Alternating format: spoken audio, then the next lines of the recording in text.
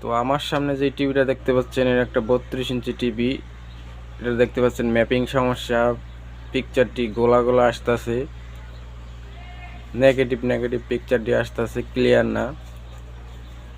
তো এটার প্যানেলটি নষ্ট হয়ে গেছে, নতুন প্যানেল ইনস্টল করা হয়েছে, তার কারণে এই সমস্যা সমাধান করার লাগে। অনেক সময় রিসেট মারলে এই সমস্যা আয়া পড়ে। তো এটা কিভাবে সমাধান করবেন সেটাই দেখাবো। প্রথমে আমরা রিমোটের ইনপুটে চিপ দিব। ইনপুট 1147। তো 1147 প্রেস করার পর এখানে একটি ইন্টারফেস খুলে যাবে।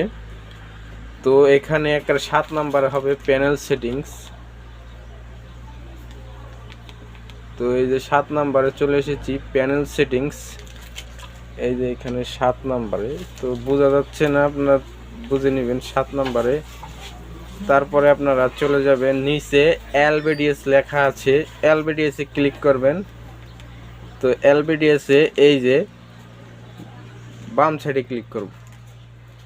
অনেক সময় ডাইন সাইডে দেওয়া লাগে, আমি বাম সাইডে দেব।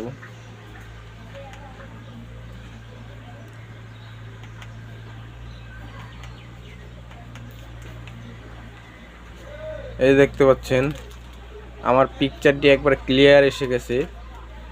তো এভাবেই আপনারা ম্যাপিং সমস্যার সমাধান করতে পারবেন।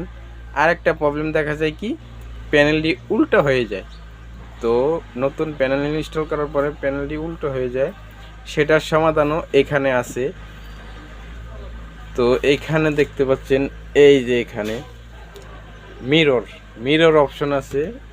এইখানে যদি আপনারা রিমোটের ডান সাইডে ক্লিক করেন, প্যানেলটি এই যে আমি ক্লিক করে দেখাচ্ছি, এই যে এখন বাম আছে, আমি বাম সাইডে ক্লিক করে দেখাচ্ছি।